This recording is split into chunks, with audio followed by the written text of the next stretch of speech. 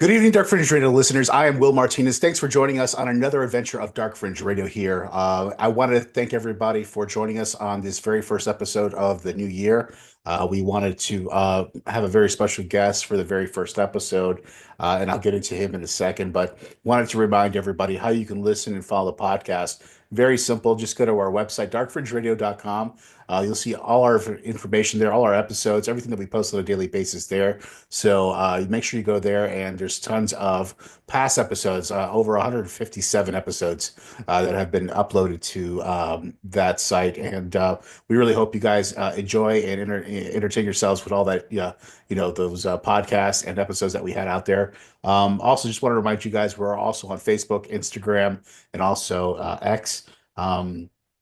With the banning of TikTok, we were thinking about getting on TikTok, but now the banning of TikTok's kind of pushed that back. So not sure. We'll see what happens. If they ban it, then we won't, obviously. And if they don't ban it, then we'll get on that. So nonetheless, make sure you listen to all our episodes. Check us out on YouTube as well. Make sure you like and subscribe to all of our videos there. We really appreciate it. And thank you so much for your continued support. We're hoping to start off 2025 with a really good episode here. Tonight, we have a very special guest. His name is Mark Ireland, and he is the author of the book, The Persistence of the Soul. Very good book. I had a chance to get a copy of it, and it was a really good read. This book, we live in a world that's, full of mysteries, and the afterlife has always intrigued us as humanity for centuries, of course. And Mark Ireland, he did a fantastic job by unveiling a remarkable journey that he was on to discover his, the latest things that are, involved in that. And in his book, The Persistence of the Soul, Mediums, Visitations, and the Afterlife Communication, did that. And drawing upon his own personal experiences and rigorous scientific investigations, Ireland, he presents a groundbreaking exploration to the realm of the beyond and shedding light onto the existence of life after death. So it's a really gut-wrenching story at the beginning, but you will see that throughout that was I guess the catalyst for all this happening. And in this captivating work, he really delves into the psychic medium phenomena, of course, spiritual visitations, afterlife communication, reincarnation, synchronicity, and of course, near-death experiences, which I'm very familiar with myself. Through his meticulous research and his heartfelt introspection, he weaves together a very good narrative that underscores the continuity of the consciousness beyond the confines of the physical body. Ireland, his journey actually leads him to confront his own skepticism, which he was a skeptic from the beginning. Inherited from his father, the renowned 20th century psychic Dr. Richard Ireland. He was driven by a desire to understand the practices that once shaped his father's life. Uh, Mark, he really engaged with respected mediums as well. This is not something that he just did on his own. He engaged with a lot of people who actually bridged the gap between the worlds, delivering unexpected messages from departed loved ones.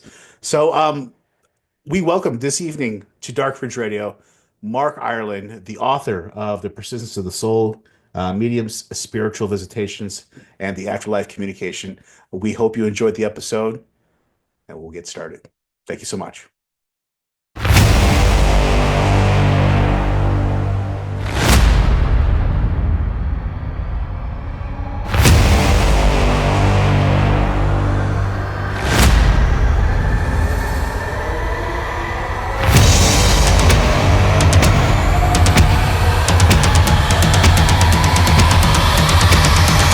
Dark Fringe Radio, your trusted source for the paranormal, conspiracy theory, and true crime.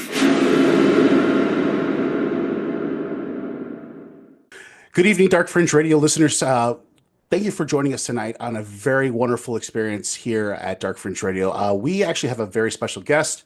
His name is Mark Ireland, and he is an author, researcher, and co-founder of the Helping Parents Heal, an organization providing support for the bereaved parents globally. He has also participated in mediumship research studies conducted by the esteemed institutions, including the University of Arizona, the University of Virginia, and as a leading figure in the field, he operates as a medium certification program. Mark is the author of The Soul Shift and currently resides in Kansas, Washington. Is that correct? Camas, Washington, but Camas. I'm sorry, close. Camas, Washington. Darn close. So close enough. Thanks for joining us tonight on Dark Fringe Radio, Mark. Thanks so much for coming on the show. Yes, pleasure to be here. I look forward to our discussion. Absolutely. And you wrote this book here, Persistence of the Soul. You were gracious enough to get me a copy. I read it. It was such a good read. It's reassuring in a lot of ways too, because we'll get into why, and I'll talk about that in a second. But you really weren't into like the whole writing book thing, right? At first, huh? You just kind Well, of things started to happen, and your father, we can start there. Your father was actually a very well-known psychic medium, and you kind of like went away from that. You didn't go that route initially. You kind of went the corporate route in a way, and you correct. kind of fell into it. Let's talk about that. Yeah, I'd say that, how many of us really want to be our parent when we grow up, right? I did have an unusual dad. He was very psychic. You couldn't get away with anything growing up, He knew everything that was going on all the time. Mhm. I'll give you an example. This is actually back when my parents were first married, but it's one of my favorite stories. Mhm. Mom was trying to be a vegetarian. She'd been doing it for a couple of months, and then one day she just got this craving for a burger, and she went out and got one, and then came Mhm. back home. And later that evening, Dad gets home, and the first words out of his mouth are, "So Shirley, did you enjoy your hamburger today?" So, that's just gives you a feel for it. But, Oh that's the yeah. psychic part. But I also saw him do a lot of demonstrations in public venues. And he had his own kind of interdenominational church too, where he would do demonstrations of what are termed the gifts of the spirit. Um, but I would say, what touched me the most as a kid growing up is when I'd see him do demonstrations, and they sometimes there were psychic demonstrations, and then just spirit would come through. So he would start delivering messages to somebody from a deceased person, and Mhm. with it was evidential mediumship. There's a difference between just what people say, oh, I'm a medium, I do this and that.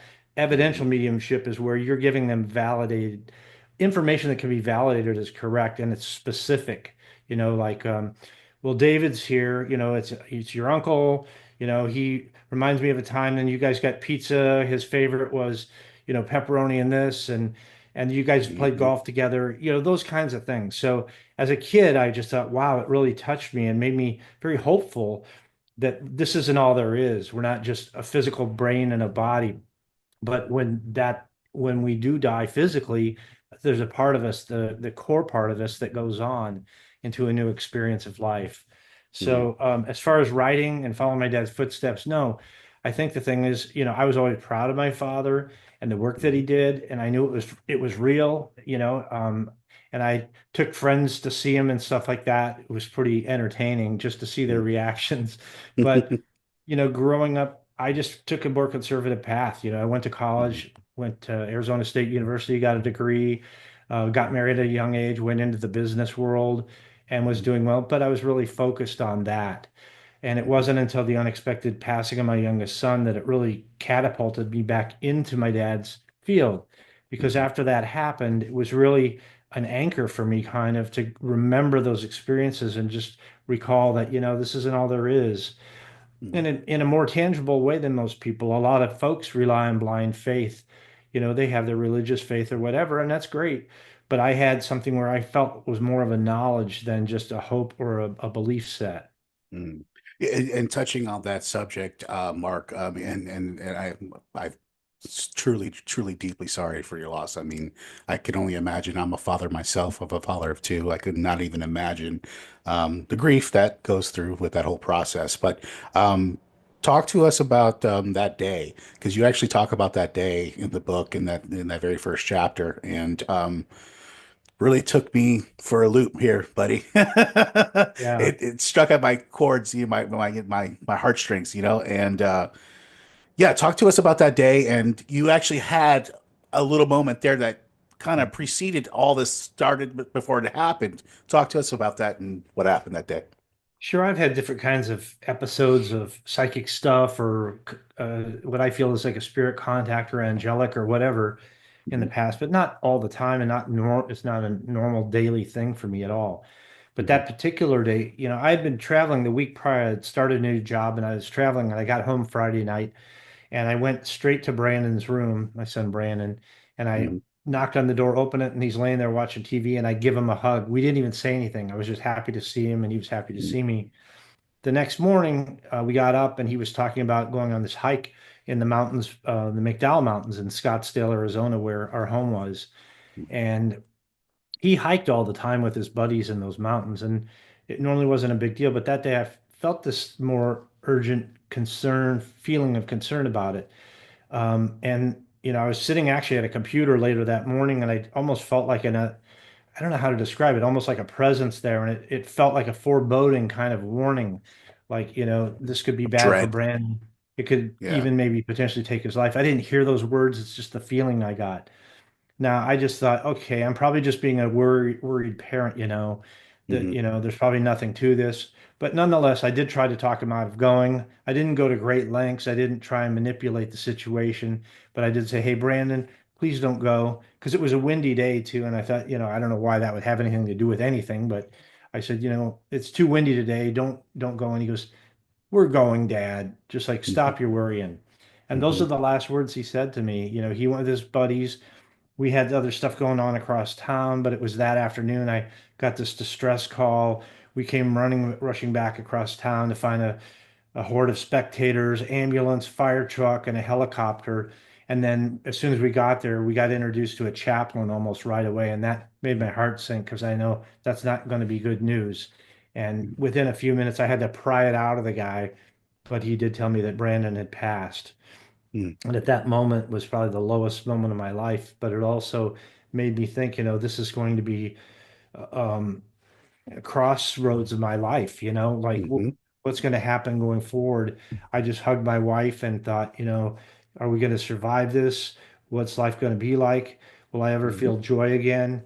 Hmm. And Hmm. so that was like the low point, the starting point, the catalyst.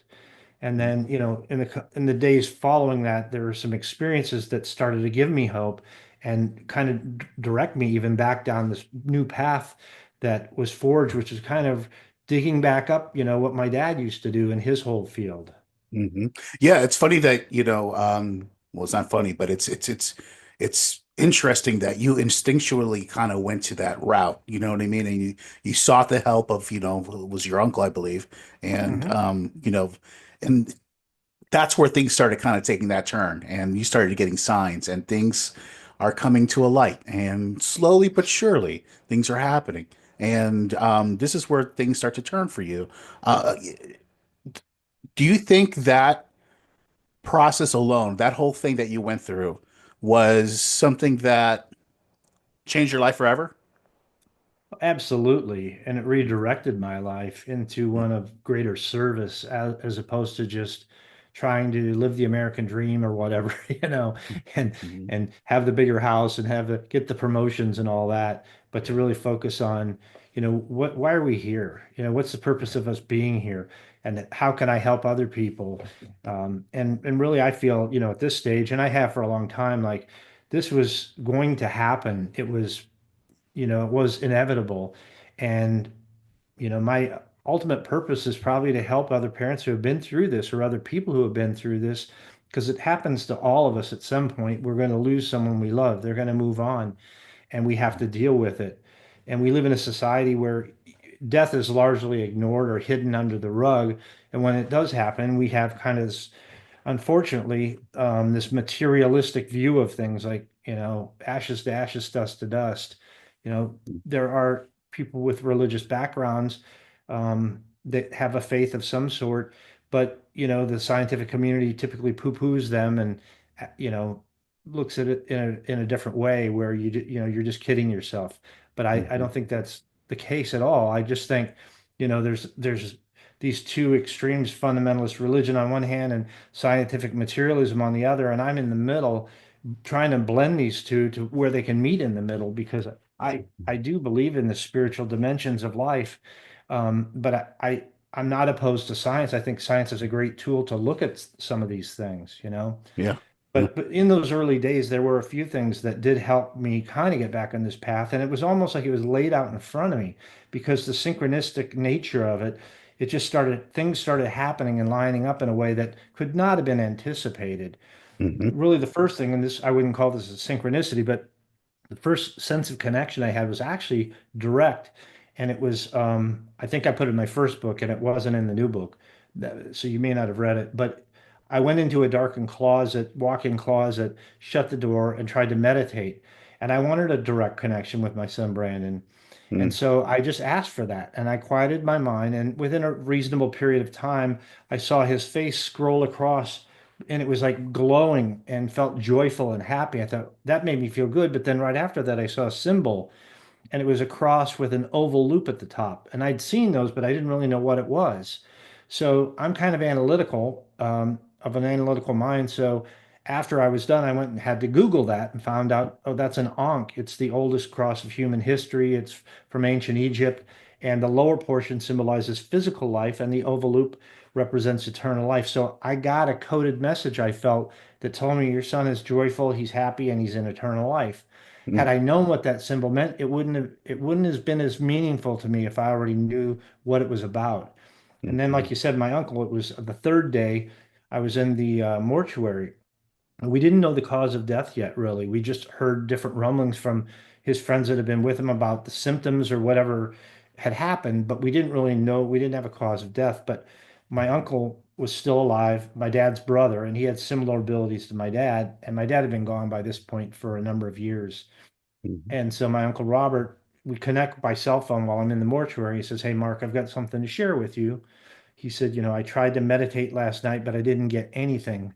He said, however, this morning I was in my morning meditation. Your dad came to me and he wanted you to know that he was there for Brandon when Brandon passed and he helped him transition. Brandon was a little confused at first, but your dad helped him adjust. He said, Brandon wanted you to know you're the best parents you ever could have had, which is the nice, warm, fuzzy thing we like to hear. But then I got the evidence along with that, which was your dad says Brandon's death was caused by a lack of oxygen that drove his blood oxygen levels down, causing his heart to fail. 2 days later, I got the autopsy results. The physician called me and told me, your son died from a severe asthma attack that drove down his blood oxygen levels and caused cardiac arrest. So, that was really the first thing. And then there was just a series of things after that. I think the next thing that definitely seemed synchronistic to me was about 3 weeks after I was watching the local Phoenix area NBC News affiliate, local news, and they started talking about a research program being done at the University of Arizona on mediums under blinded conditions. I thought, wow, this is really wild. And so I watched it, and the medium that was there was Alison Dubois, who at the time was an unknown, but later became famous because of the network show Medium. But she already had quite a following, I guess, because she was very good. And in this clip that they showed on the news, they showed these sitters receiving information, but there was no direct contact between her and them. They were shielded from one another, and she couldn't talk to them. She couldn't ask them to respond. And then at the end, they debriefed with the people, and she had given a lot of specific information. I don't remember all of it, but like perhaps the name of the person who had passed. They like to gamble roulette in Vegas or all these different specific things, and Hmm. they were right on the money. And I thought, geez, I'd love to have a reading from this woman. And I'd love to be in there in that lab someday. And little did I know, both of those things would subsequently happen. In fact, the very next day, I got a call from a man named Jerry Conser from Dallas, Texas, who knew nothing about me having seen that. He was a friend of my father's back in the day. And he says, "Hey, Mark, I know what you've been through, and I know someone who might be able to help you. Her name's Alison Dubois, and here's a number you can call to get an appointment set up for a reading." So I thought, okay, that's a pretty Weird synchronistic thing. synchronicity. Yeah, yeah. Yeah. And then I ended up getting that later that year in August because she was so popular and well known that she had a long wait list. And I eventually got in to see her. And I'll just give you a couple tidbits real quick. 2 weeks before I went in to see her, a gentleman gave me a box, and inside the box was a manuscript of a book. It was all 8.5 by 11 typed pages, and it said Your Psychic Potential, A Guide to Psychic Development by Richard Ireland, my dad. I said, "Where'd Mm. you get this?" He goes, "Well, your dad gave it to me before his passing because you were out of state at the time." I said, "Well, you've had it for 12 years. Why are you giving it to me now?" He goes, "I don't know why. I just feel like I'm supposed to." I'm like, okay.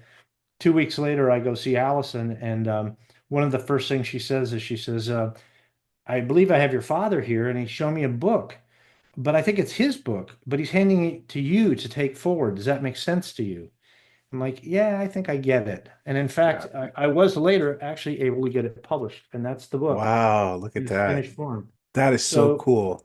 all those things lined up, and I get his book So published, a after book he's done. was created out of a psychic like impression almost, like a phenomena in a Yeah, way. the Just book originally what it was it was a manuscript that had been developed based on these ESP workshops that he used to do back in the late 60s and early 70s, where he taught other people how to develop their own intuitive abilities, mm, whether it was just to help them, more be insightful in their lives, or if they wanted to be psychic or whatever, but he had a training methodology to it, and that's how this book came to be.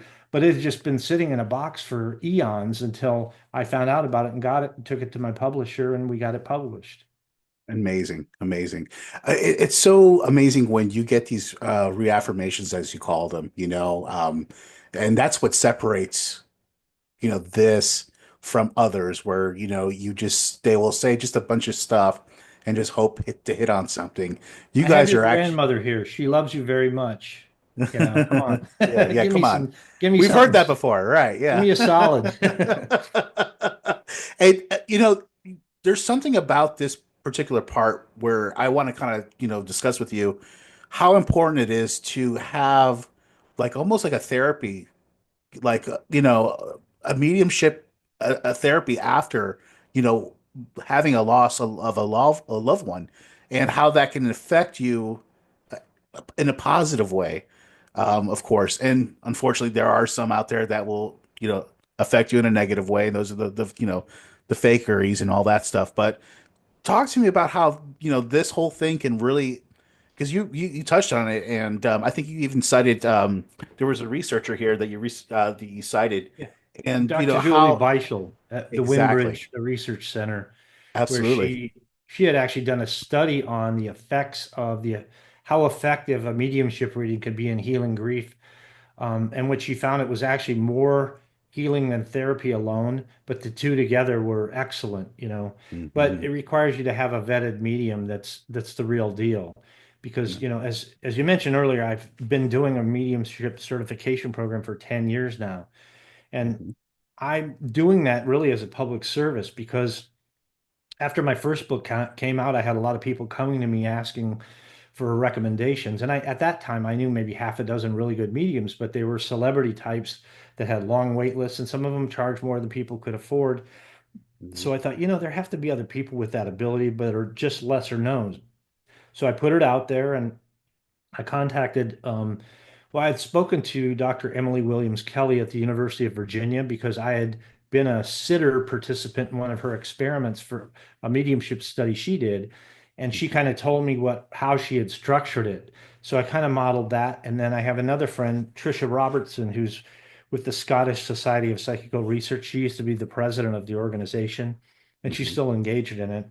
And so she kind of helped me refine those. And then I've subsequently refined the process over and over through the years. But I put these people who apply that say they're evidential mediums through a battery of 5 blinded tests via Zoom with no video, not knowing who they will be reading for. Just they'll be given the first name as the session begins.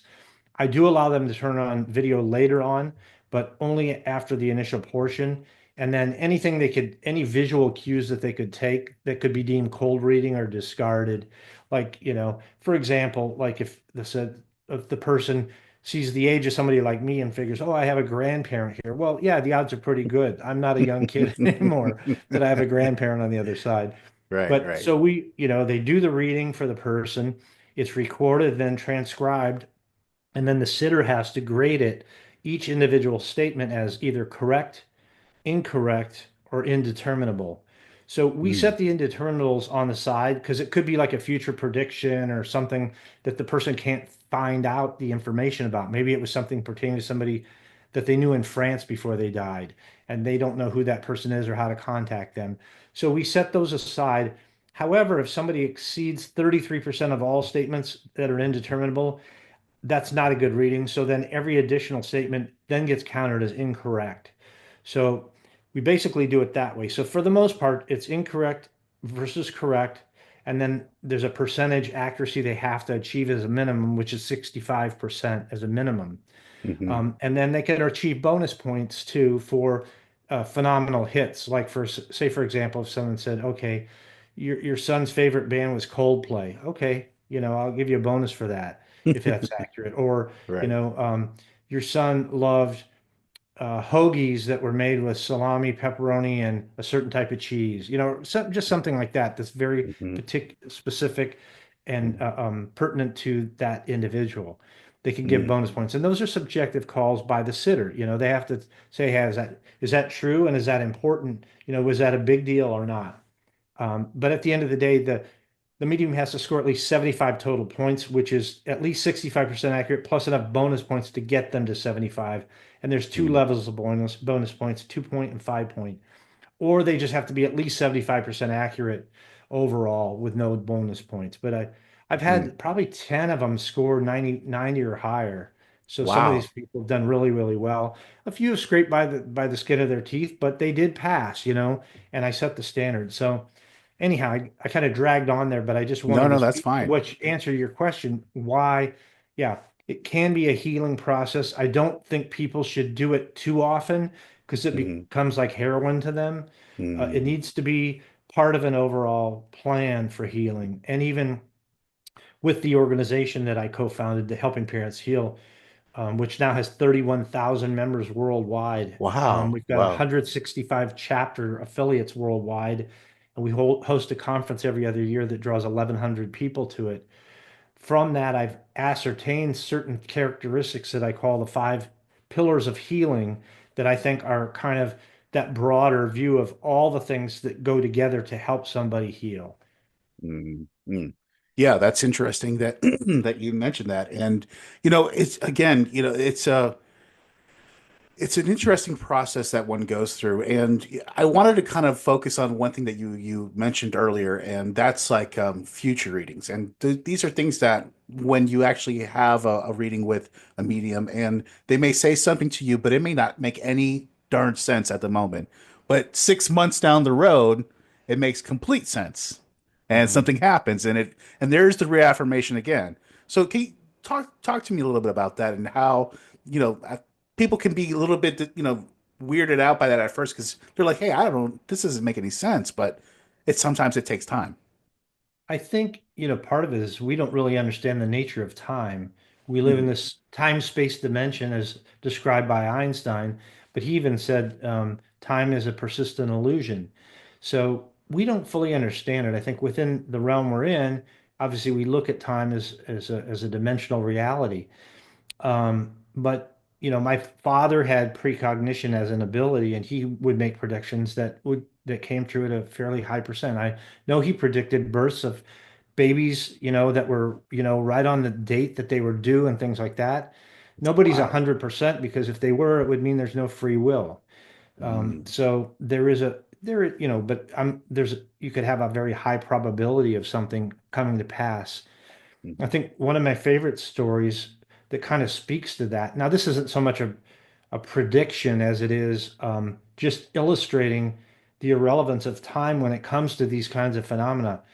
But I mhm. was doing a talk, now this is more than 10 years ago, probably, promoting my first book. And I had there probably 150 people in this room. It was packed. And this woman came up to me and she said, "Mark, I just wanted to tell you a story about your father." And she actually had typewritten it and gave me a copy of it. But then she told it to me. She says, "My name is Norma Poling, and I first saw your father in 1963. Now, your father would, and as she described it, which is accurate, your father would tape and blindfold his eyes so that he couldn't see, and then he would ask people to write questions on pieces of paper. And then someone would collect them, he'd get them, and then he'd touch them, and then he'd call your name and give you a message." So the first time I was there, um, I thought, well, what question should I ask? And she thought, well, should I ask, will I get my master's degree or will I have a fourth child? So she thought about it and she wrote down only the question about the master's degree. And she wrote, "Normal polling, will I get my master's degree?" She sent it up and he answered her near the very end and he says, Norma polling, yeah, yes, you will get that master's degree, you know. So she thought, oh, great, you know, we'll see if it happens. So Mhm. she says then 5 years passed, and she had actually moved out of state, but then came back again in 1968. So the first one was in 63. Now it's 1968, and Mhm. she's seeing my father for a second time. In the meantime, she did get the master's degree, so that was kind of cool. But then the next time she asks an entirely new question, it gets sent up. So my dad gets her paper and he says, Norma Polling. Oh, I see you had that fourth child. Now, that's a question she'd only thought of 5 years earlier and never wrote down, then or now. Mm, So I thought mm. that was pretty crazy. Yeah, that is like second, third, fourth, different dimension like psychic power. That's just wow. That's amazing. Yeah, that's amazing. Yeah, Yeah, you and talk a lot about these stories in the book. I mean, this is what this book is about. It's all these accounts of, people that have had, these reaffirmations. One of them, which I thought was great, was Linda, which you mentioned at the beginning of the book, and what she went through, and then you get an email after and a series of emails and completely changed this woman's life because she was obviously grieving, very hardly and deeply. And talk to me a little bit about that story because I thought that was a really great story too. yeah, I actually opened with that because I felt like it's one of the best pieces of evidence that I could share. And, Mm-hmm. you know, I also shared information. What I did was shared stories that were personal experiences, but then I tried to back them up with research that's been done that correlates to those. But in Right. this particular instance, um, I had an appointment. I was at work one day and I had an appointment, a noon appointment with a medium, Deborah Martin. And ironically, we were meeting to talk about my dad's book, which hadn't been published yet at the time. Mm-hmm. She felt she had connected with my father, and there were certain things he wanted me to know, you know, in the process of having this book edited and put out, you know, because I was actually working on a preface for the book at the time and an introduction. So we had set up this appointment to talk about that. But that morning, before I could even, you know, get my work done and then get out of there to go see her, I got an email or a phone call. I think it was an email from Linda was her name. She lives in Linda. Sacramento, California. Mm-hmm. And she says, you know, my brother just died. I need to talk to you. And so I replied and I just says, I can't talk right now, but I will call you back as soon as I can. And so I started, you know, wrapped up my work. I got in the car. I started driving to Deborah's house, which was probably a 45-minute drive at least from where I worked at the time. And so I call Linda while I'm driving and we're chatting and I said, "Well, I'm so sorry to hear this, Linda. You know what happened?" She goes, "Well, my brother he was killed today. He was riding a motorcycle and he got hit by a car and he was killed. And they said he died instantly." I said, "I'm so sorry." She goes, "We were best friends and this is so hard on me and everything." And I said, "Well, you know, I have to leave now, but I will talk to you later on." And but that's really all she told me in terms of what had happened to her brother. I didn't even know his name.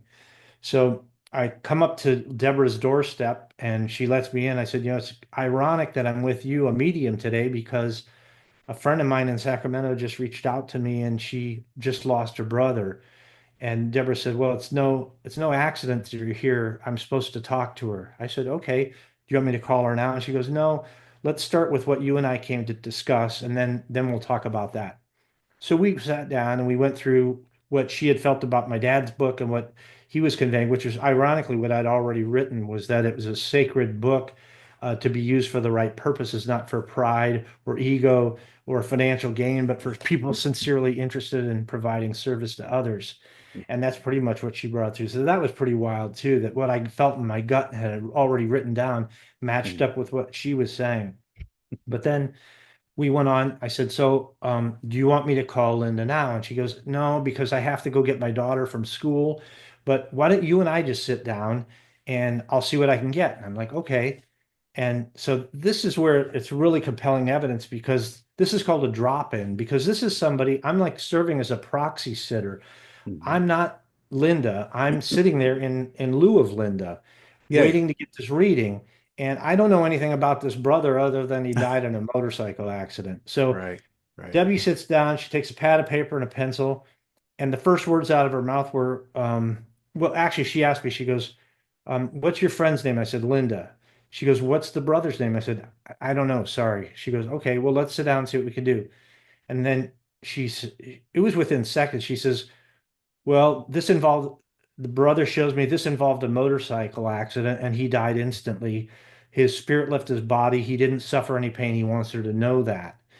And then she started giving me validations. One of them, I have to remember the order because it's been quite a while, but she says, he mentions the kids, the little kids, and then brings up something about bath time or a baths. And then he's also showing me a red ribbon. I think it might be like something that went over his casket.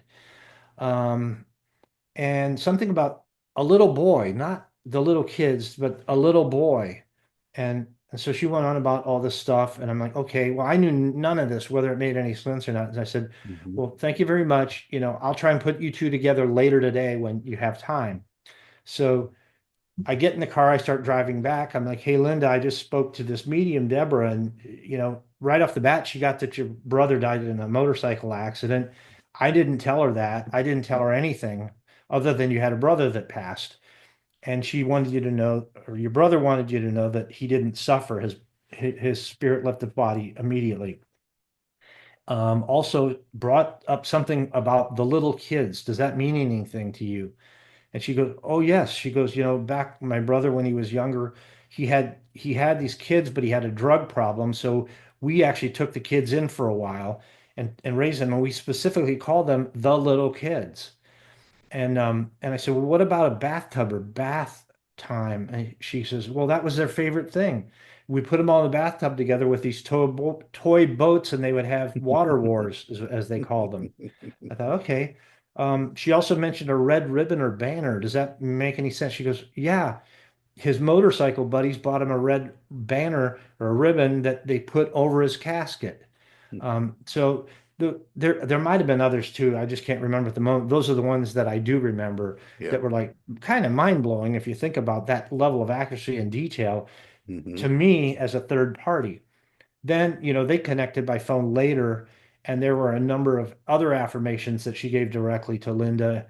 I think one of them was, he thanks you for changing the music at his service from country western, which he hated, to hard rock, which he loved, which is accurate. The words live, love, and laugh. Now, you see that all the time now, but back then, Right. this is more than 10 years ago, probably more like 12 years ago. And you just didn't see that then. But she said, well, actually, live, love, and laugh is something they had never talked about, and he'd never seen during his physical life with her before. But she'd hung a plaque on the wall that said, live, love, and laugh. She just hung it and was going to get a tattoo in his honor that said, live, love, and laugh. There. Um, Wow. and then I think she also mentioned that Linda told her that his daughter, he's been touching her head. So you might want to ask the daughter, do you feel anything, touching your hair? So then Linda didn't want to give it away. She wanted to get like an honest answer without telling her that. Hmm. So she then turned the subject to shampoo because I guess when that daughter had visited Linda, she had a better shampoo, I guess, than what she got to use at home. So she asked the daughter, "Hey, did your mom buy you that shampoo? Are you still using the same?" And she goes, "Well, I don't remember whether she said she changed shampoos, but the little girl then brought up, she goes, it's funny because I feel like a tickling or it's something like a touching my head that makes me itch or scratch." And Hmm. then Linda told her, she goes, "Well, I got something to tell you, that's your daddy touching you. That's your daddy touching in with you. And here's how I know that. And I didn't want to tell you that till you told me that you were getting those feelings."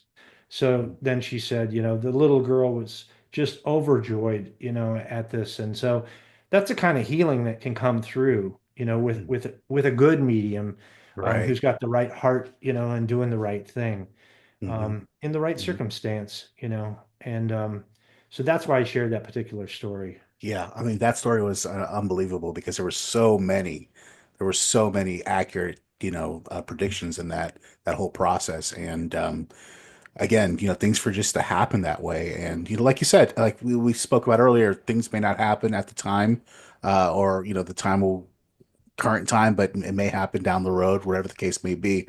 Um, Mark, let me ask you this. Your organization that you put together, the parents, helping other parents. I mean, tell me about that organization a little bit and how you've grown it so much. I mean, I remember you talking about it. I think in the book you mentioned it was, maybe a couple hundred members at first, and now you've grown it to exponential numbers now. Tell me Well, about I that. can't take all the credit. My co-founder, Elizabeth Boyson, she's the president of the organization and Mm-hmm. really runs the day-to-day operation along with Irene Vuvalides, who's the vice president. And I'm the chairman of the board, but really that's more of a oversight type role, with the board to look at like what do we want to do, Mm-hmm. what's our mission, all those kinds of things. Hmm. So I just go back to the origin of it, and that happened when I was changing jobs in late 2011. Well, let me actually, prior to that, really how I met Elizabeth was in early 2010. I was doing a workshop to kind of cover the content of my dad's book on psychic development. And I was working with another medium friend to do that workshop. So during a break, one of the women that was in the audience came up to me and she says, "Hey, I just moved here from Florida to Arizona.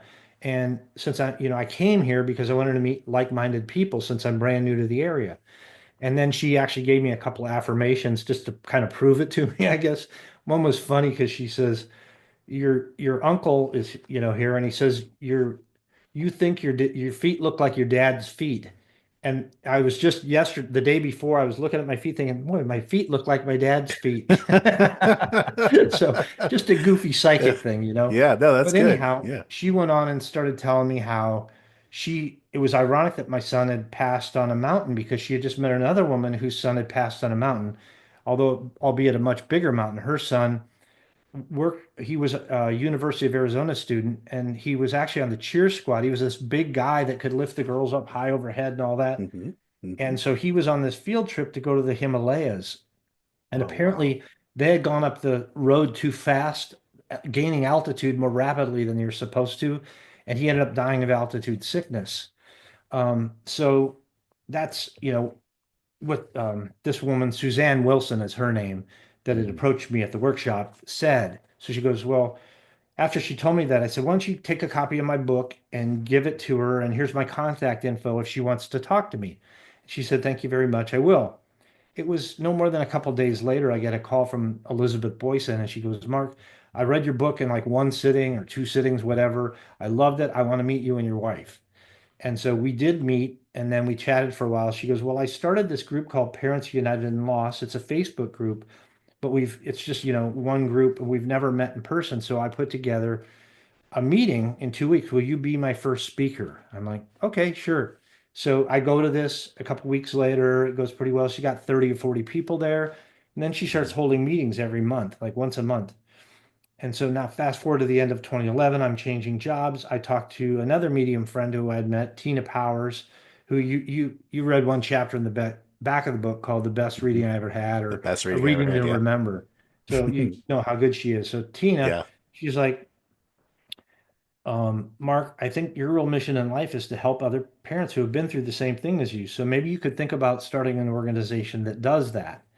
And so I thought, oh, whatever. I thought, well, why reinvent the wheel? Elizabeth already has something, but it's only one location. She doesn't have a website. She doesn't have a newsletter. I wonder if she'd want to partner with me to blow this thing out and take it to another level. So I Hmm. call her and say, hey, Elizabeth, would you be interested in working with me in partnership and maybe blueprinting what you do at your meetings? And then we can take that out and see if we can get other people to take on the same responsibility in other locations. And also, I'll help you put together a website, which I did, and I'll help you do a newsletter, which I did. And maybe we could consider a new name like Helping Parents Heal. And she goes, oh, I love that name. I didn't like the name Parents United in Loss because it sounded too much like a downer. So that's Yeah. really how it started. And some of the original board members were the people who had been coming to the first few meetings. And Hmm. then we just put all this together and it didn't explode right away, but it took on a little bit of time. But once it gained an inertia, it's like a tsunami now. When the book came out last fall, we had 26,000 members, and now what is it? Not much long, much further out, but 4 months later, we have 31,000 members Wow. worldwide. Wow. And Amazing. like I said, 165 affiliate chapters, and we're in countries all over the world now. Mm. So it's been very fulfilling. And since you brought it up, I'll go ahead and tell you what the five pillars of healing are because they kind of tie into this organization and what I've Please. observed. People coming in a very down, deep despair, depressed mode, and then, after time, either exiting in a much better place or continuing to come, but being in a much better place. So the first pillar is having a supportive group of family and friends. Not everybody has that, but if you do, it's a real plus. Unfortunately, a lot of families will kind of close off or they don't want to talk about the kid, even though the parent, usually I did, want to talk about the child. I want to bring up memories and talk about them, in a current Mhm. sense. Even like we would have meals and leave an empty seat there for Brandon, when we have a holiday meal or whatever. So the support of family and friends, if you can get that, is a real plus. Number two, learning or meeting people who have been through the same thing. And that's something we can provide because we have all these other parents. And you Mhm. see these new friendships forged. And, unless you've been through it, you can't relate. You can't understand what it's like. So this really a big help to these folks to have that as a resource. Mhm. Third pillar is service. And it's not something that people maybe can do immediately because they're going to be, you got to go through the grieving process. It's hard, but at a point when they can, to provide service to someone else, it circles back to you. It helps you heal, whether that's working a soup kitchen, whether that is, working at a foundation that benefits somebody, or whether it's a food pantry, or even working with like an affiliate chapter of Helping Parents Heal. You give Mhm. to somebody and it comes back to you. The fourth pillar is it's a harder one. It's to let go of feelings of guilt because most parents, no matter how it happened, they feel like I should have done this, I could have done that, I could have prevented this. And in virtually most cases, it's not true, but they Mhm. just harbor that sense of guilt and they have to let it go because it doesn't serve them. It doesn't serve anyone. Mhm. And along with that are parents who harbor anger or hatred towards someone else that they won't forgive, that they blame for the child's passing. That could be a medical doctor. It could be somebody who was driving a car that was involved in an accident or whatever. But holding on to that anger and that, and sometimes hatred, it just hurts the person who has that. So that's a release they need to do. It's not easy. I'm not saying it's easy, but it Mhm. will help them if they can come to the point where they can let that go and forgive that person or persons. Yeah. And then the last one is being open to afterlife evidence because that's the hope element. Um, and maybe for some people, let's just start by reading books. Maybe they're unfamiliar with anything.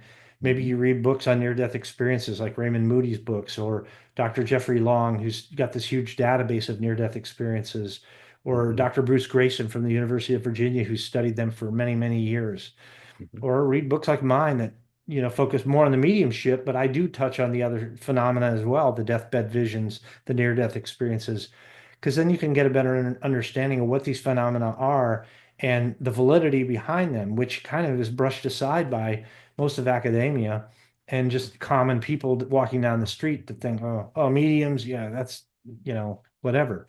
Whatever. Uh, Right. Yeah. Yeah. yeah. So that They hope always element brush it is off. big. It's always weird how Yeah. they brush it off so easily. But it's, Well, and why do you think that is? Why do you think most people do that? Is that just instinctual? Well, I think they want to be, most people, just the average layperson, wants to Mhm. be accepted as normal. They don't want to be Mhm. viewed as weird. Mhm. And also, I think, unfortunately, academia still is married to physicalism or materialism as a philosophy Mhm. that they operate from as their ground base. Uh, and there's so many things that disprove that and show that that's not accurate, but it's hard it's so deeply entrenched in academia that, and that comes out in, news in subtle ways. It comes out in many ways through media that the Mhm. idea that, we're just a brain and a body, and once it's gone, that's it. It's ashes to ashes, dust to dust.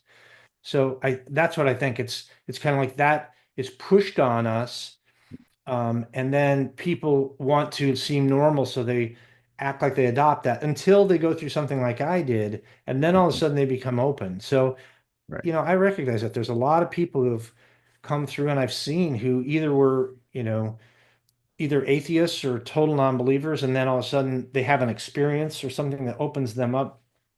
Or maybe they were fundamentally religious. I met people who were, and then they found like their church shunned them kind of more because this doesn't fit in the box, or they just didn't get the support that they expected from those folks, you know, Hmm. in terms of like, hey, you'd think they'd be there for you and they'd be there to support you and help you through that. And they were kind of hiding away and not there to support them. Yeah. So I think those are some of the reasons that I think for that kind of reaction to these things. Yeah, yeah, I agree. I agree 100%. And what would you say, Mark, is the overall theme of this book? And I think it's in the title itself, The Persistence of the Soul. But what's the overall theme of this book, you would say, Mark? And what should people take away from reading this? It's the persistence of the soul. Yeah. Like See? you said, Yeah, really, yeah. it's designed. This is really more of a scholarly book than the first one that I wrote, and that a Mhm. lot of others. You'll find a lot of books written by mediums or people that talk about this stuff. What I really attempted to do here was take a scholarly approach to it. I'll share Mhm. the personal narrative, my personal experiences that I've seen and had, but I'm giving you also the research that's been done by people who've studied this, some going back more than 100 years, with Mhm. strong validation and conviction about it, that it's statistically valid stuff. So I think it's geared to give people hope that you do go on after this life. This isn't the end of it. There's a purpose for you being here. And to me, I think that's to grow yourself, to grow in love, empathy, compassion, and become more than you were when you got here. Mhm. Refine your soul, if you will. And that there's good reason to have hope. And so I'm trying to deliver that to people who are more inclined to enjoy the personal stories, but also the Mhm. people that want the science more. And Right. then there's the average person who wants kind of both or a taste of Both. both. So Yeah. that's really what it's geared to do. And I do address the frauds, like you said, because I Mhm. want people to understand if you're going to get a medium reading, don't just, dial up the first person you Google or the shop down the street. You need to find a vetted source that's Yeah. been tested so you're getting Right. the real deal. Otherwise, Yeah. you may end up disappointed. And as healing as a good reading can be, a bad one could set people back.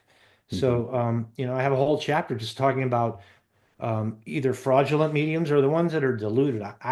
Honestly think there's a lot more people that are deluded than there are Hmm. frauds. There are some frauds, and I've seen a couple cases, but probably Hmm. 10 or 20 times that I've seen people who thought they had this ability and were deluded about it. So it's, Hmm. separating the wheat from the chaff, finding the right person to do that with. And that's why I have that certification program. And when people go to my website, they'll find a link to that too. They could check out. I have no monetary benefit at all from that. I just do it as a public service. All the testing and the scoring and the website, the cost of the website, updating it, maintaining it is all on me. And I have a volunteer that assists me with scheduling and scoring. So, Hmm. Hmm. and that's not the only resource out there for people, but it is one. And I've tested and certified over 40 people in the 10 years I've been doing it. Yeah, listen, I've never heard of anybody doing that before, and that having that kind of validation and doing all that and certification, I think is so underappreciated because, um, like you said, the deluded ones out there can really ruin a person's life by uh, putting all these false sense of things that are not even true, and it can be a jumbled mess, and then somebody else has to kind of clean it up after, but. That service that you provide is unmeasurable, and I thank you for that because it reminds me of a time I was in a car with my son. My son is 16, and we're driving by, and we see one of those. It was a strip mall, and one of the areas had psychic, readings. Da da da da da. It was all lit up, all beautiful. And he's like, "Dad, I want to go get a reading." And I was like, son, that's not where you want to go get a reading. And I had to explain to him. I was like, it's like, getting a tattoo at a, at a real Burger King. dingy. At Burger King, yeah. Or Yeah. your friend saying, "Hey, I got a tattoo gun. Let me tattoo something on you." Versus going to somewhere where you're actually going to somewhere reputable. I said, Yeah. it's all of what you pay for at the end of the day. And we had that whole discussion, and so it reminded me of that. But it's a great service that you provide, and I think a lot of people should know about it. And where can people? Is there a website for that? What's the website? Well, my website is markirelandauthor.com. Mark with a K, Ireland like the country, author, markirelandauthor.com. And if you just go there, you'll find links to all these other things I've talked about. Helping Parents Heal, there's a link to that. The Hmm. Certified Medium site, there's a link to that. My Hmm. dad's videos from like when he was on the Steve Allen show in 1971, doing a Really? psychic demonstration, there's a link to that. Oh, that's Um, cool. there's a link to all my other media stuff. So there's everything's there. If they just go to markirelandauthor.com, they'll find links to everything we've talked about. That's awesome, Mark. Listen, you've been a great guest. Thank you so much for this wonderful gift, and that's what I consider this is a wonderful gift. I appreciate that from the bottom of my heart. I do. Thank you for coming on the website. I'm sorry, on the podcast, and we're going to be posting all your stuff on our websites and everything like that. Again, where they can find all your stuff, markirelandauthor.com. Make sure you go there, check it out. Mark, thank you so much for coming on Dark Fringe Radio, and we'll definitely have to have you come back in once you've. I'm sure you're going to do another book because I know. I'm working on one. Yeah, see, I knew it. I knew Yeah. it. I'm not even psychic, and I knew that. It's been my pleasure. Well, You it's take been care, great. and I look forward to talking to you again in the future. Thanks so much, Mark. Thanks so much. Have a great night, and thanks for coming on Dark Fringe Radio. You too. Dark Fringe Radio, your premier source for the paranormal, conspiracy theory and true crime.